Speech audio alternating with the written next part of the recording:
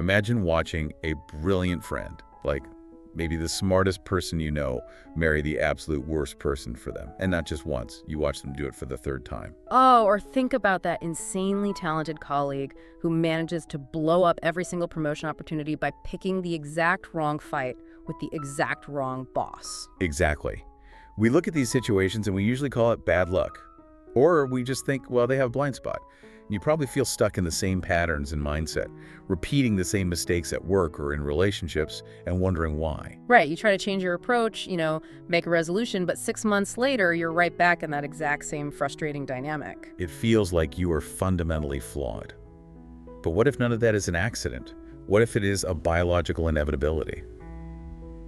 Welcome to Deep Dive Audiobook English. Today we are diving into the laws of human nature, Robert Greene. We're going to completely unpack the invisible forces that are actually dictating those repeating patterns in your life. Because, you already know that your emotions occasionally affect your choices. That's not a secret. Yeah, anyone who sent an angry text at 2 a.m. knows that. Exactly. But here's the revelation that really changes everything. The hidden, primitive laws of human nature are secretly driving your behavior almost entirely without your permission. Wow. And by the end of this deep dive, you will understand exactly how to decode the literal masks people wear every single day. You will learn the biological reasons why your brain actually prefers a comfortable lie over a harsh truth, and how to harness your own dark side to unlock your full potential. Okay, so before we start tearing down the illusions we all live under, I think we need to talk about where this framework actually comes from. That's a great point. Because Robert Greene isn't just an academic, sitting in some sterile laboratory running behavioral tests on college students.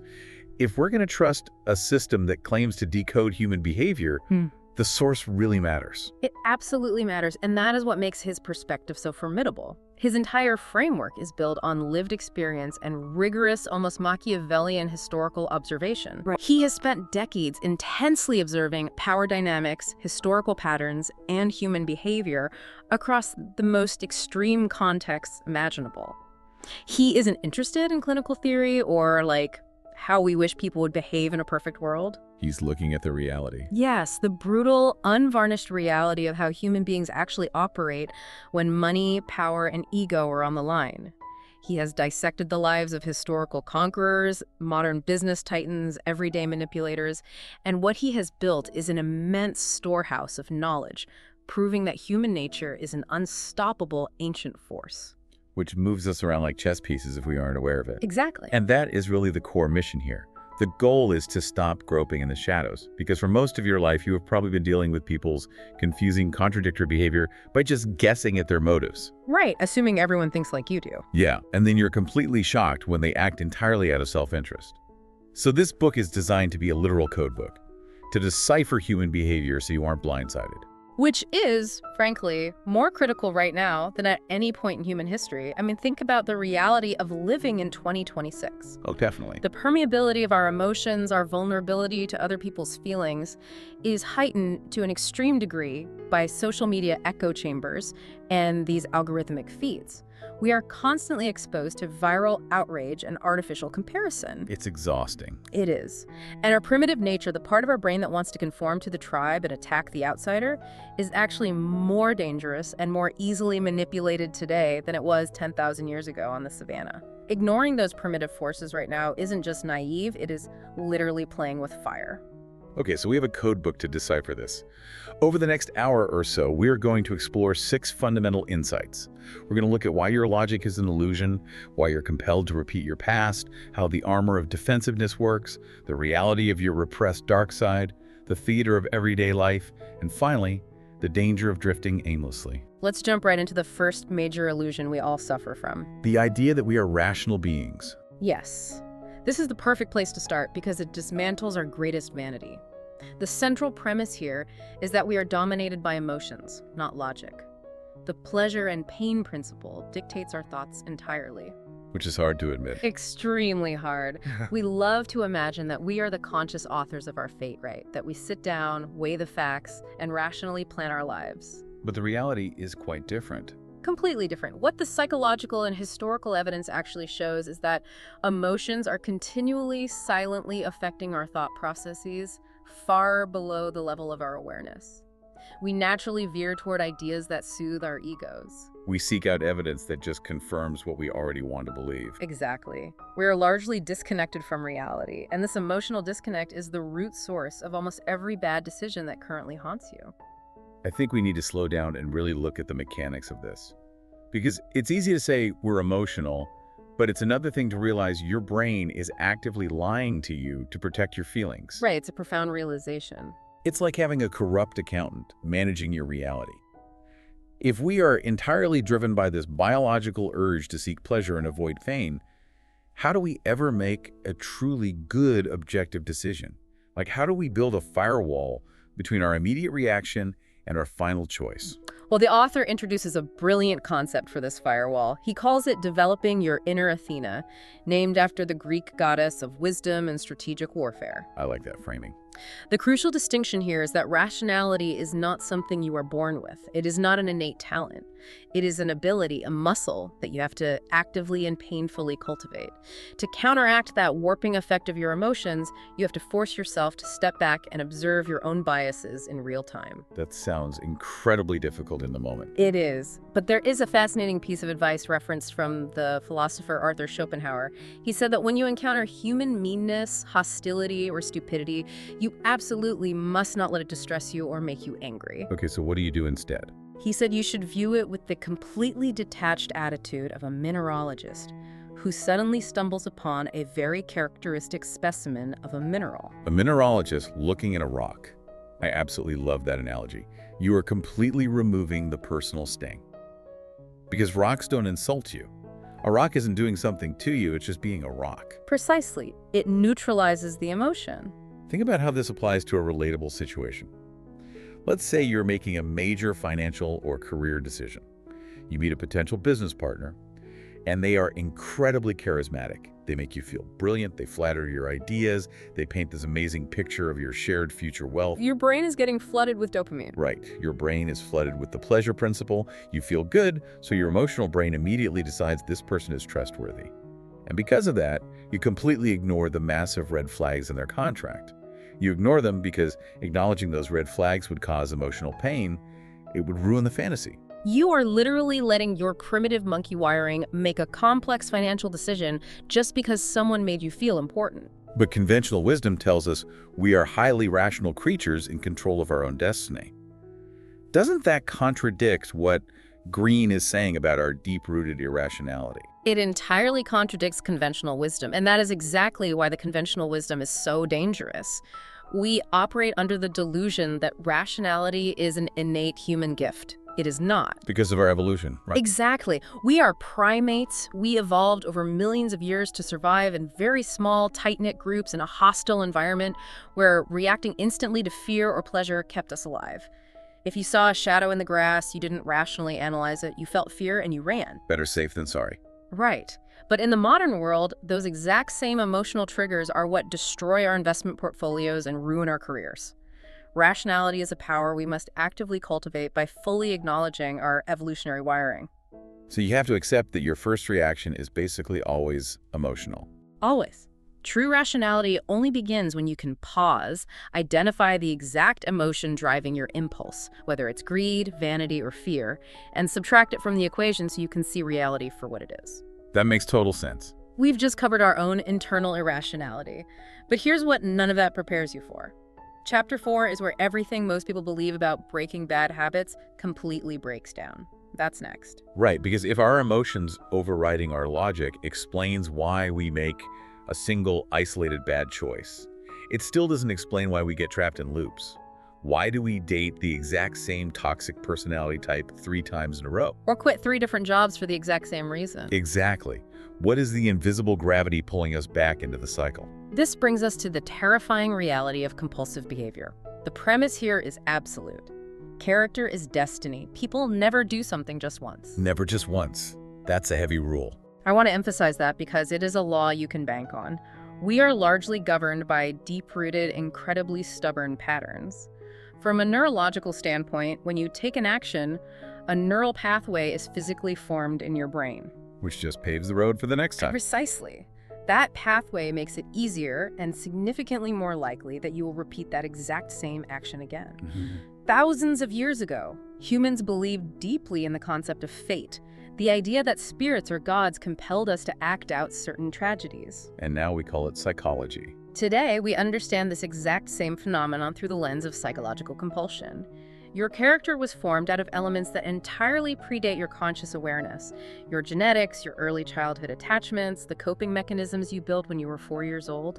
And that character compels you to repeat certain strategies and decisions throughout your life, often to your own severe detriment. That is incredibly heavy. Yeah. It basically means that the fleeting sensation we sometimes get, that we are cursed to repeat the same bad relationships or the same career failures, isn't a curse at all. It is literally our own hardwiring, executing a program. It's the brain doing what the brain does. This reminds me of a scenario I see constantly in the corporate world, and it perfectly illustrates ignoring this law. So, you interview someone who has a very spotty track record. They've hopped jobs every 8 months. But they give a phenomenal interview. Of course they do. They look you in the eye and tell you they have changed, that they learned from their past mistakes, and they are finally ready for a fresh start. And because you want to believe them, because it solves your immediate problem of needing to hire someone, you hire them. And we all know how that ends. 6 months later, you watch them repeat the exact same toxic behavioral loop they exhibited at their last 3 jobs. They alienate the team, they play the victim, and they blow up the project. You are shocked, but you shouldn't be. They didn't do it just once. Their character compelled them to do it again. It's a perfect example of ignoring the law of compulsive behavior. But wait, if our brains are literally hardwired to repeat these patterns, how do we break the mold? Are we just locked into our destiny forever? If character is destiny, is there any hope for change?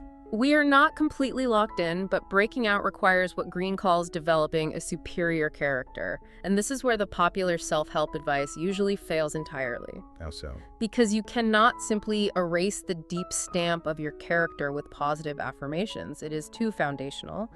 But through rigorous, almost painful self-awareness, you can audit your past attachments and your primal inclinations. Let's break down that word audit, because it's important. How does someone actually do that? Auditing means you have to step entirely outside of yourself.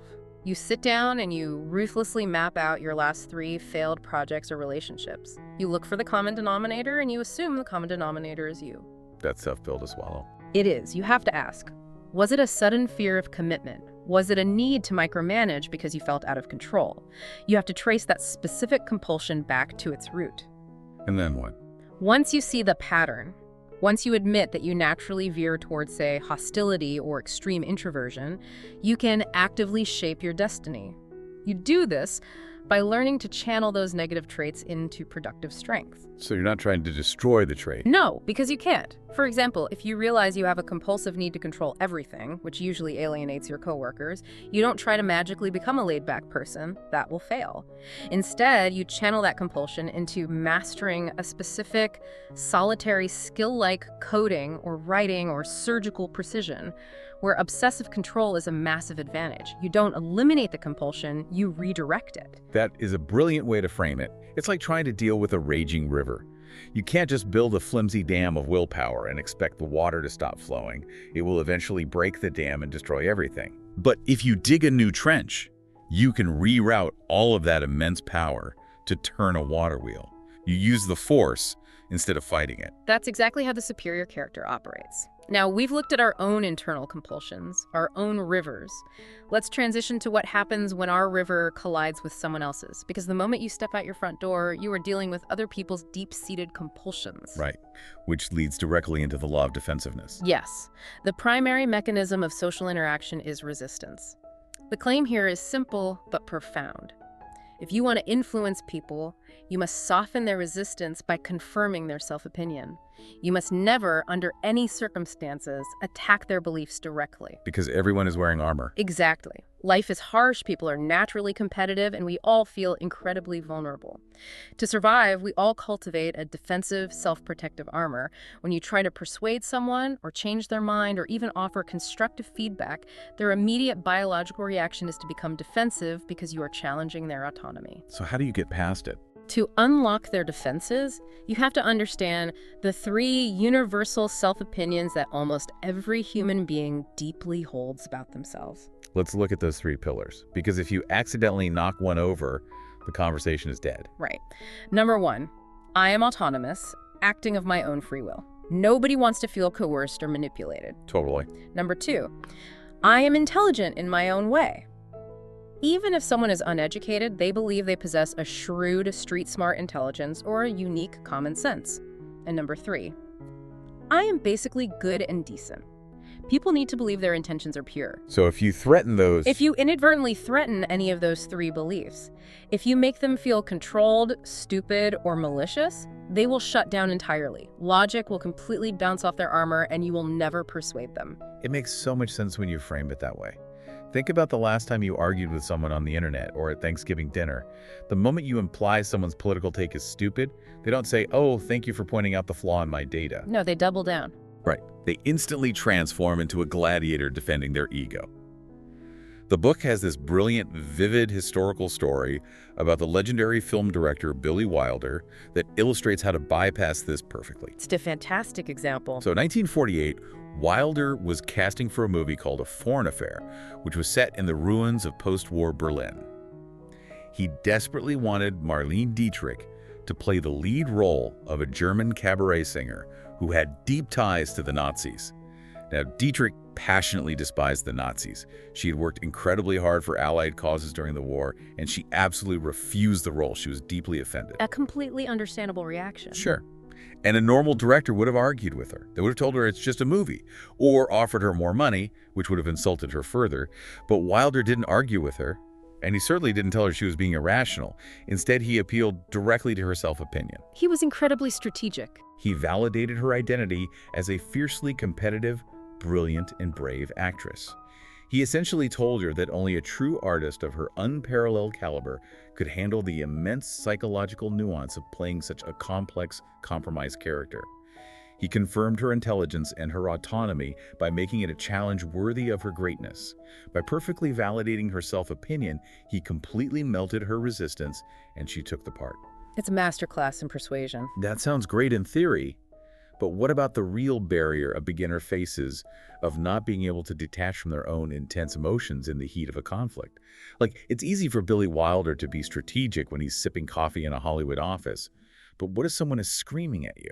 That is the ultimate hurdle, and it requires profound discipline. You absolutely cannot lower someone else's defenses if your own defenses are raised. When you are in a heated conflict, your inner primate feels physically threatened. Your heart rate spikes, your amygdala takes over. So how do you override that? Greene argues that to survive this, you must view the interaction as a strategic game. To cool your own hot emotions, you have to actively shift your focus entirely onto the other person's self-interest. You have to literally stop thinking about what you want to say next. That is so hard to do. Very hard. But you have to treat their anger and defensiveness like a puzzle to be solved.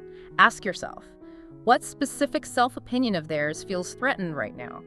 Do they feel like I'm questioning their intelligence? Do they feel like I'm backing them into a corner and robbing them of their autonomy? You essentially turn into an observer. Yes. By deliberately switching your brain into an analytical, observant mode, you force yourself out of the emotional fight-or-flight response. You master yourself by focusing intensely on decoding them. Okay, we're halfway. And I need to say something. If you've been nodding along, but you haven't actually written anything down, Chapter 6 is the one that requires real courage. It's about the dark side, and when it's explained, you'll understand why most people fail here. Before we go further into the shadows, if you want to go deeper on the laws of human nature, the easiest way is to get the actual audiobook on Audible. You can get it free with an Audible trial. The link is in the description. Here at Deep Dive Audiobook English, we always link the book below so you can go straight to the source and absorb this material in full. Seriously, it is so worth it. Okay, back to the dark side. Because this next part is the concept that most people get completely wrong, and it is the reason why so many people feel internally fractured. Let's talk about the shadow we all hide. This is the law of repression. The fundamental claim here is that everyone, without exception, has a concealed shadow side, consisting of repressed insecurities, aggressive urges, and selfish impulses. We are rarely who we seem to be on the surface. We're all wearing a polite mask. Exactly. To survive in civilized society, we all project a polite, agreeable, socially acceptable exterior. But beneath that mask, all the things we were told were bad when we were children. Our anger, our selfishness, our strange desires, our need to dominate, are shoved down into the unconscious basement. But burying them doesn't get rid of them. Not at all. The problem is that energy doesn't disappear.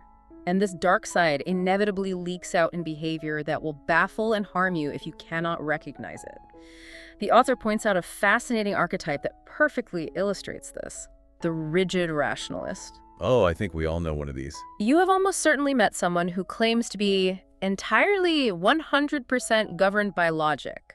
They possess extreme, strident convictions, they view everything in black and white, and they aggressively, sometimes viciously, attack anyone who disagrees with them under the guise of just debating the facts. Right, they pretend it's completely objective. But what psychological profiling actually shows is that this extreme stridency, this flair for drama and absolute certainty, is almost always a desperate cover for deep, terrifying insecurities. The louder and more rigid they are about their righteousness, the larger and more chaotic their hidden shadow. This is so revealing. There's a haunting quote from the playwright Henrik Ibsen referenced in the text that captures this perfectly. He asks, "Who has not, when standing with someone by an abyss or high up on a tower, had a sudden impulse to push the other over?" Wow. He is highlighting the uncomfortable truth that we all harbor these dark, irrational, destructive forces. Ibsen is entirely right, and we all know it, even if we don't want to admit it. We all have those bizarre, intrusive thoughts we would never say out loud.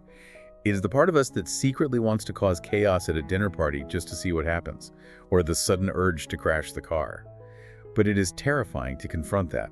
It feels like if we look at it too closely, it will take over. Which is why we repress it so heavily. Can you give me a concrete example or real case from the book of someone who successfully mastered their own dark side? Greene actually addresses this by shifting the focus away from a single, isolated historical anecdote and toward a much broader, more profound psychological template. He relies heavily on the pioneering work of psychoanalyst Carl Jung and his concept of the integrated human. Okay, what does that mean in practice? Jung believed that true psychological mastery isn't about perfectly repressing the shadow. It is about integrating it into your conscious life. If you continually deny your aggressive or selfish impulses, they control you from the dark. They leak out as toxic passive aggression or sudden explosive rage over something trivial. Say I had to invite it into the light. Exactly. The integrated human actively acknowledges their shadow. They sit down and realize that this dark side actually contains immense, raw creative energy, assertiveness, and power. It's not all bad. Far from it. Instead of hiding their inner intensity out of fear of being disliked, they harness it. They use their natural aggression to push through massive career obstacles, to establish ironclad boundaries, to be boldly authentic, and to finally stop caring so much about pleasing everyone. They become a complete, formidable, three-dimensional person rather than a fragile, perfectly polite, one-dimensional mask. I think of it like a sports car. Imagine you own a Ferrari, but you are absolutely terrified of the engine's power. You're so scared of it that you drive around all day with the parking brake securely pulled up. You're safe, but the car is fighting itself, the brakes are burning, and you're exhausted. That's a perfect analogy. Integrating your shadow isn't about taking the brakes off and intentionally running people over. It's about finally releasing the parking brake, taking the steering wheel, and using that massive engine to get exactly where you want to go. Yes, beautifully put. Now, let's link the concept of the hidden dark side to the literal masks people wear in society. Because while you are dealing with your shadow, everyone else is dealing with theirs. Which brings us perfectly to how we deal with the theater of everyday life. This is the law of role-playing. The core insight here is that people are consummate actors, and you must learn to see through their elaborate masks by relentlessly decoding their nonverbal cues. We start learning this super early, right? From early childhood, we are trained in deception. We learn how to put on certain looks to elicit sympathy from our parents, how to hide our true, selfish thoughts to protect ourselves from punishment, and how to feign interest to get ahead in school.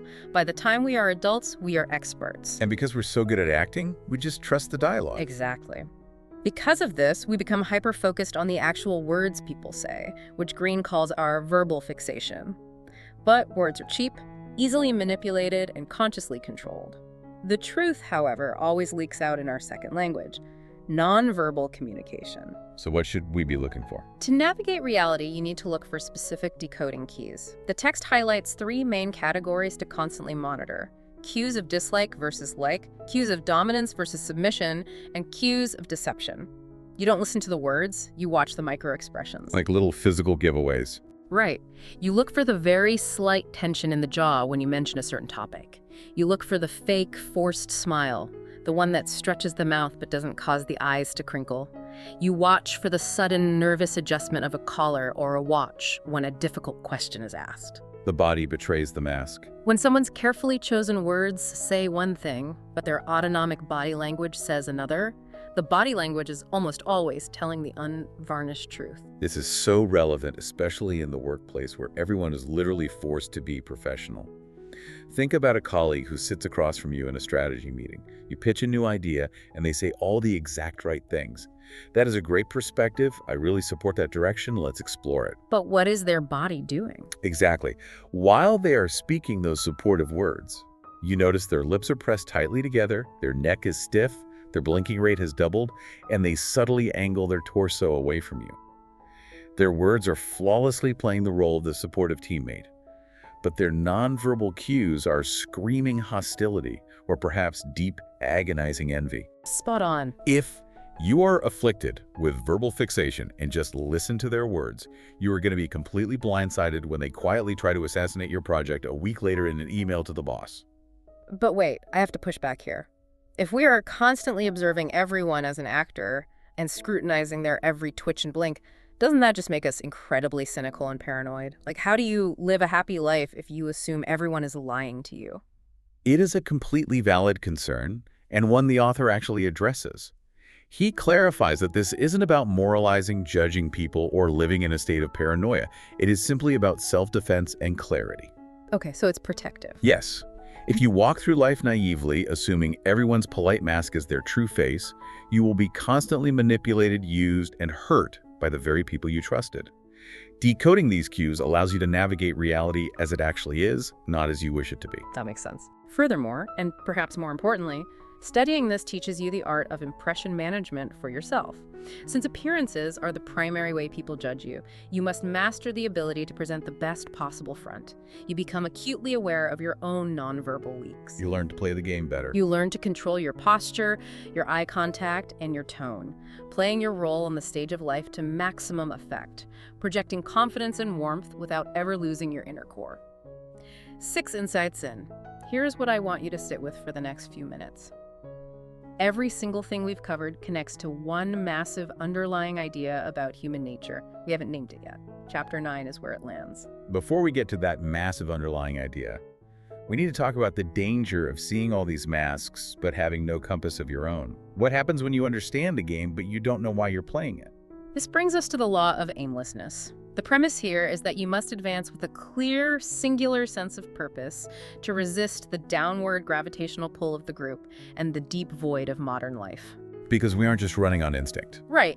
Unlike animals that can rely purely on instinct to guide their daily actions, humans have a massive, complex neocortex. We have to consciously choose our direction. Without a deep internal sense of purpose, we naturally drift. We become highly susceptible to the shifting moods of the people around us, the panic of the crowd, and the trivial, immediate distractions of the moment. And there are so many fake purposes out there. The author warns very heavily against what he calls false purposes. These are the shiny objects that society constantly dangles in front of us to keep us busy.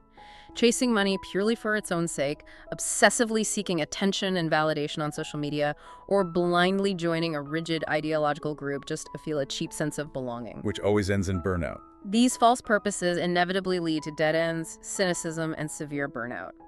You must contrast that with finding your true calling, an inner, undeniable voice that directs you toward activities and goals that mesh perfectly with your unique nature and skills. A book uses a really powerful example for this, right? Yes, it provides a detailed example in Martin Luther King Jr. He possessed a staggering, almost superhuman sense of purpose. His strategic objective wasn't just a vague desire for equality. He specifically, methodically targeted the conscience of white America through nonviolent direct action. So it was incredibly focused. Because his sense of purpose was so high and so clearly defined, it acted as an anchor. It allowed him to keep an incredibly fractured, diverse movement unified under extreme pressure. It allowed him to effectively leverage the brutal pain of boycotts, jail time, and sit-ins because every single action was tethered to a massive transcendent goal. Nothing could distract him. He couldn't be distracted by petty rivalries or momentary setbacks because his purpose literally pulled him forward through the chaos. That level of purpose is awe-inspiring, but the complete lack of it is something we see constantly today. Think about the modern quarter-life or midlife crisis. You hit 30 or 40, and you realize you have just been drifting. You followed the exact path society laid out. You got the degree, you got the respectable job, you bought the house, but you feel completely, terrifyingly hollow inside. It's an epidemic of aimlessness. So what do? They panic. They jump into a radically different, chaotic career, or they blow up their stable relationship, or they buy a ridiculously expensive sports car. They are desperately looking for a temporary jolt of adrenaline to cure the feeling of drifting. But it is just a Band-Aid over a bullet hole. They're trying to fix the symptom, not the disease. Right. They are completely ignoring the root cause, which is that they never took the quiet, difficult time to define their actual internal calling. But practically speaking, how do you actually achieve this? If your end goal is this massive, life-defining, purpose-like changing an industry or mastery in a complex craft, it can seem so overwhelmingly far away that you just freeze up and do nothing. You sit on the couch because the mountain is too high. Greene provides a very practical mechanical framework for this called the ladder of descending goals. How does that work? If you only ever focus on the massive end goal, it generates paralyzing anxiety.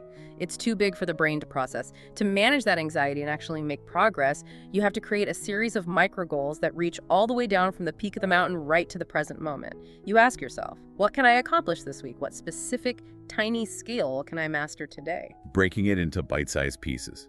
By focusing intensely on these smaller, highly manageable tasks, you enter a flow state. You lose yourself in the deep work, which steadily builds your skills and your confidence. You stop drifting because your daily mundane actions are now directly tethered to the highest rung of that ladder. So we have covered these immense insights. We've talked about our illusion of rationality, our compulsive loops, the armor of defensiveness we all wear, the dark shadow we repress, the theatrical masks we use to deceive, and the terrifying gravity of aimlessness. It is time to pull the thread together and see the whole tapestry. Every insight in this book points to the same root reality.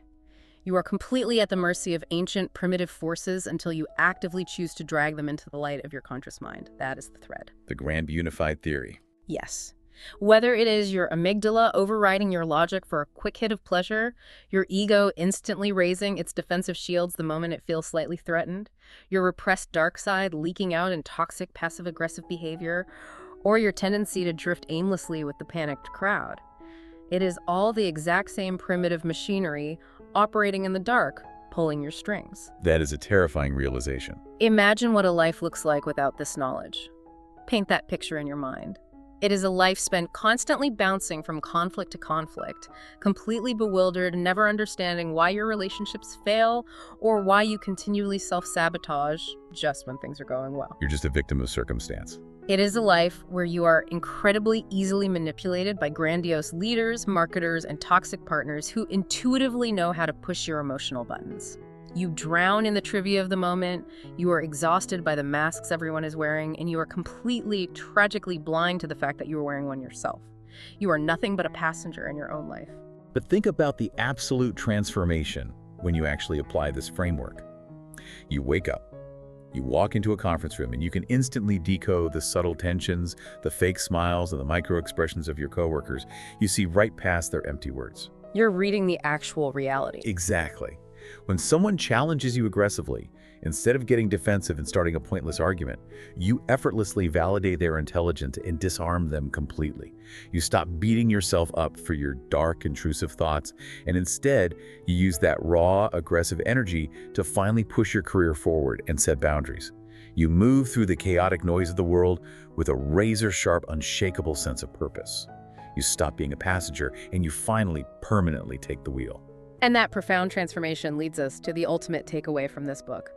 Greene quotes the great playwright Anton Chekhov, who offered a brilliant observation. Chekhov said, "Man will only become better when you make him see what he is like." Such a powerful quote. This entire deep dive, and Greene's entire massive book, is essentially about holding up a brutally honest, unflattering mirror to human nature. It is only by deeply accepting our flaws, our irrationality, and our ancient animal roots that we can actually rise above them and realize our greatest potential. To make sure you actually use that mirror, here are 3 concrete actions based on everything we discussed today. Action 1 is audit your patterns. I want you to sit down tonight with a pen and paper, look back at your life, and write down one recurring negative situation. Maybe it is a specific type of argument you always have with your partner, or a specific way you always fail at projects. Trace it back and identify the underlying compulsive character trait that is actually driving it. Right. Action 2 is validate to persuade. The next time you face resistance from someone, stop arguing immediately. Take a breath and verbally validate their intelligence or their autonomy first. Say something like, "You obviously have a great grasp of the details here. How would you approach this?" Just watch how fast their defensive wall comes down. It's magic. Action 3 is decode a mask. Sometime today, watch a conversation with the sound off. Or just focus entirely on someone's physical cues while they talk. The tension in their neck, their eye movement, their hand gestures. Try to spot the cracks in their facade instead of just politely listening to their words. It changes how you see every interaction. If this hit differently, subscribe or follow so you don't miss the next one. And drop a comment right now. Which of these 6 hidden laws of human nature surprised you the most? Then stick around. We are dropping another massive analysis of the psychology of success next Wednesday, and it goes even deeper into how you can rewire your daily habits and escape your own loops. That's a wrap on another deep dive. This is Deep Dive Audiobook English. We'll see you next time.